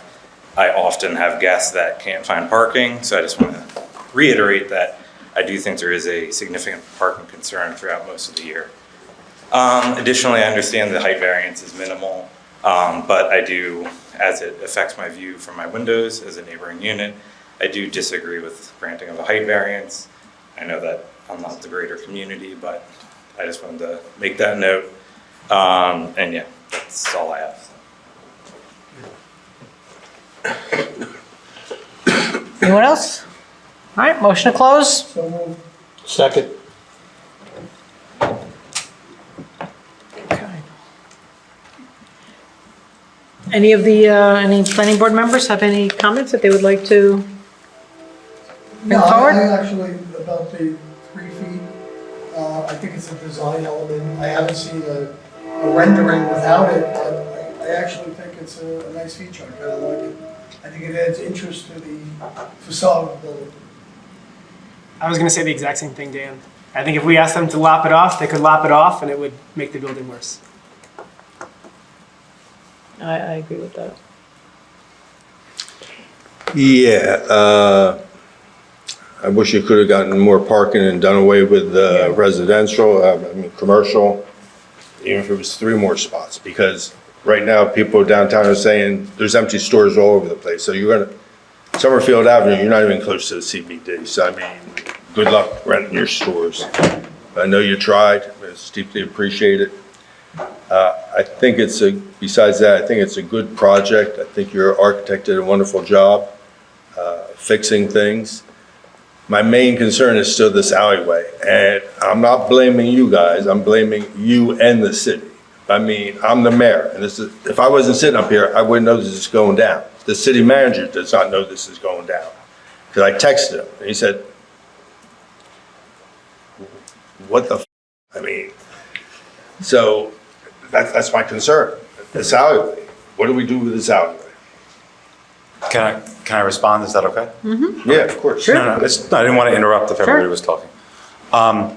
So I guess the way we looked at it, Mayor, was that it's owned by the city and that the city wanted to maintain it the way that it was. That's how we looked at it. Because on paper, if you look at the tax map, it's an alleyway that's owned by the city. So normally the city wants to keep property that it owns. So we were trying to actually be conscientious and give the city the 3 feet in order to have the full 10-foot width so that the properties in the back that are affected, that aren't even our responsibility, could still go in and out. That was our thought process there.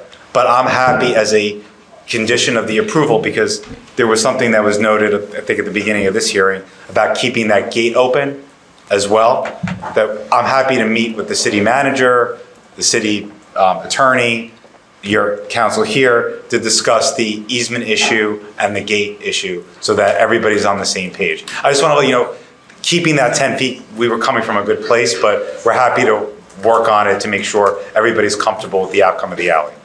That's it. They say, I'm not blaming you 100%. Like I say, Doug talked to Michelle about lights and everything, but how nobody could talk to the city, nobody could talk to mayor and council about a street we didn't even know we owned. And here we are. No, understood.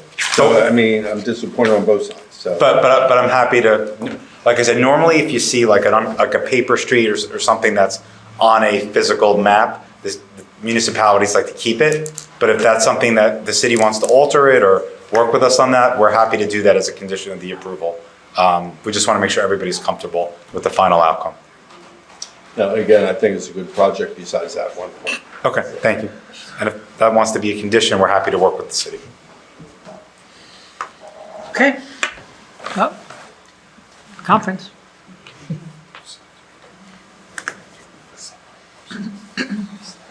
Yeah, okay. Are we done? I just wanted to add to just Go ahead. that I would have preferred to have seen that lead checklist so that we could actually have a conversation about it here. And, you know, that it was at the lead silver, which is the second tier. So there's lead certified, then there's lead silver. So it just makes it frustrating to not be able to have that discussion here in public as to what that, like how you're achieving that or what the goals are or anything. So that's just a frustration thing. I'm sorry about that. I also think it's a good project. I think it will bring, and I don't have any issue with the height. It's just that type of transparency is like better to have in public. Understood. And I promise we would submit that as before you adopt the resolution, if you were to approve. Right. Yeah. Go ahead. I like the building, and the parapet, I think, is great. But my question has to do with the stackers. Yeah. And do we know where they're currently being used? Is there any documentation about these stackers? Is there a track record? You're asking ordinary people to be able to come in and use them and think that they're going to work. So I just would like more information about that. Okay, that's fine. Can I bring the traffic engineer back up, Madam Chair? Is that okay? Sure. Okay.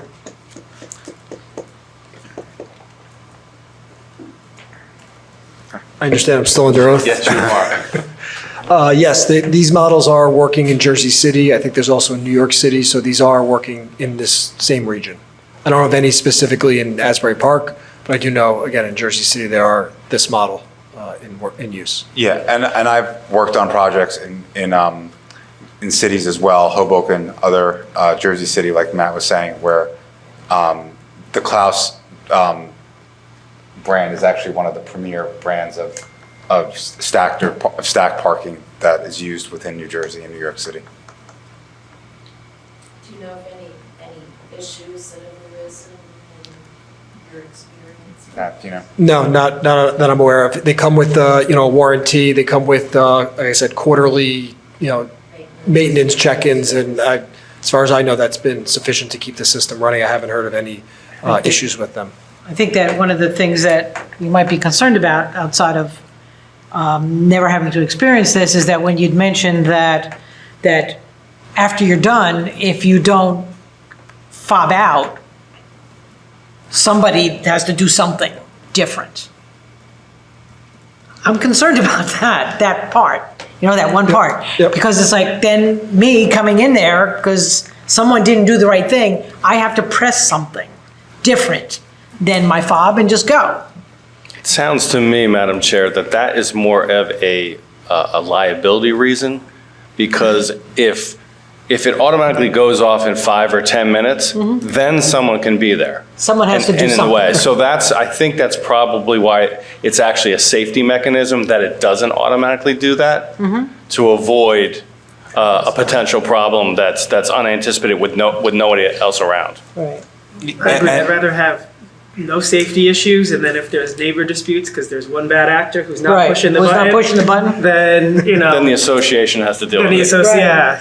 And I think both of the two concerns that you both mentioned would be more of an issue if it was a visitor parking lot or some sort of like, parking lot. But here it's going to be run by it's going to be owners that are using it. So it'll be the same people over and over again. So there's going to be such familiarity with the system that they should have it, they should have it down pretty quickly. What happens if somebody parks? Do they have a time limit to get out of the car? What happens if they don't get out of the car? Well, again, the system doesn't close down on you. That's the thing. If you have, It will stay open. it'll stay open. And I That said, space will stay open. the only way that the gate will close, either you close it, or after 5 minutes, if someone else comes in, they again have to basically So if a person manually. sits in that car for an hour, even the 5 minutes pass, the gate will still remain open. The gate will be made open until the next person shows up. Yeah. So get out. Right. Go upstairs, please. Will the building have like an on-site manager? Yes, this will be a condo building, so an ownership building, but yes, they'll have a maintenance. I don't think living there, but I think by law, they have to have their maintenance people within a certain distance on site, so. But not on site. There's no super. A super would be in a rental building, so there's no, Yeah, also, yeah, I mean, I've certainly seen that. well, yeah, there's maintenance staff on, but I don't think there's a living unit like you, yeah. Anybody else? All right, so because we opened it up again, get a motion to open to the public. Anybody from the public that would like to make your comments again? All right, motion to close. So Okay. moved. All right. We all set? Yep. Okay. I have a number of conditions. I don't know if you want to read your conditions off or you want me to read my conditions off. What would you like to do? You can read yours off and I can add if you want. Okay. All right. One of the largest things that we have to deal with, and I'm not quite sure how what the best way to do this is, and this is just one piece, has to do with the alleyway and the gate. I don't know is this something that, Jeff, that we would have to do, that we want to get that resolved before? So what my recommendation would be, that is really an issue between the owners of the properties that we're talking about. And those owners are obviously the applicants Right. and the city.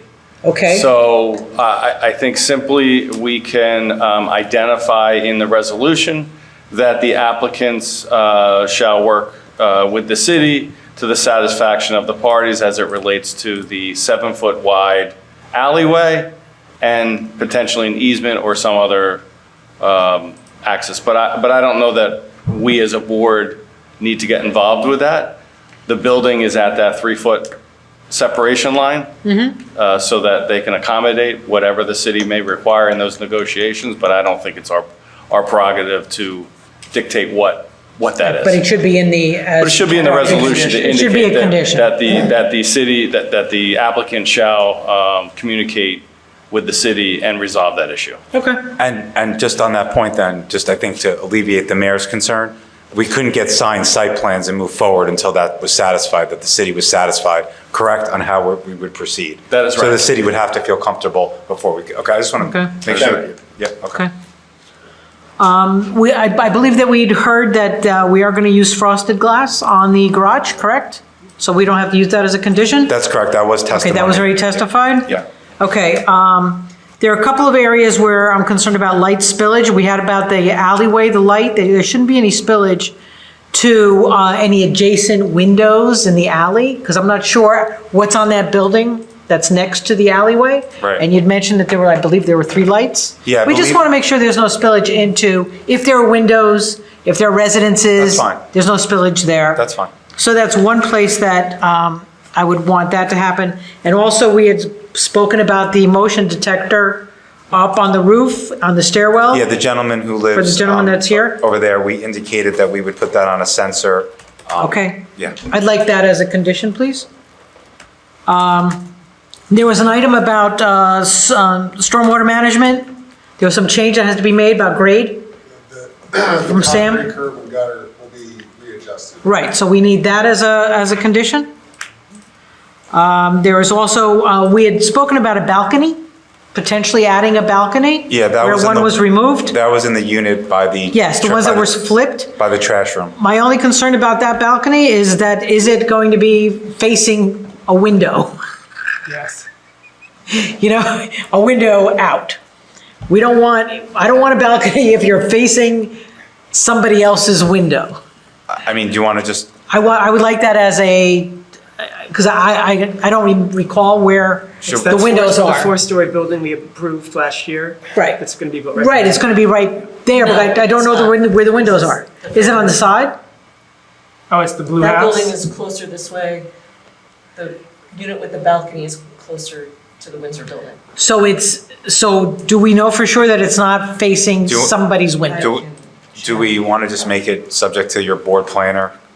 Right, that it can't. Satisfaction? Yeah, that's a good idea. That's fine, and Okay. I really don't want it to be facing somebody's. Understood.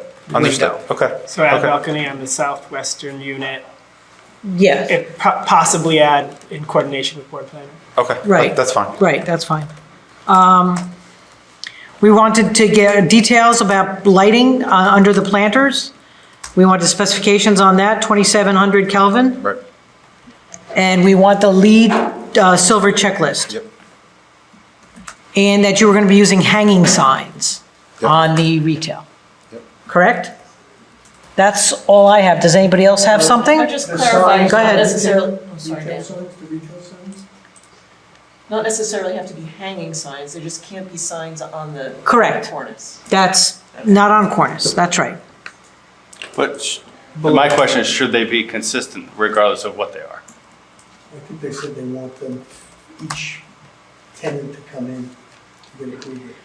You're okay if We one is have- hanging, I guess the question is if you're okay if one's a hanging, one's on the, As long as on the It glass? cannot be on the cornice. Okay. Sign ordinance. Yeah, as it meets the sign ordinance of Asbury Park. Just not on the cornice and Just not compliant on with the the sign cornice. ordinance. I had 2 more. Go ahead. The hardy board color will match the stone material color on the facade. Yeah, that was the testimony. That's correct. Okay.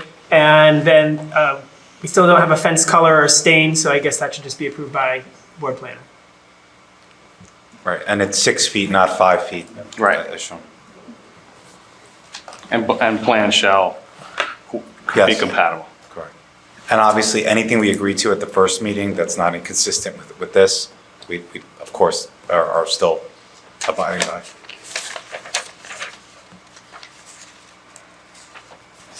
Does anyone have anything else that we did not cover? To note as for part of compliance, resolution compliance? Do you have If anything? necessary, the master gas and electric meters shall have a bollard or some other protection. Yes.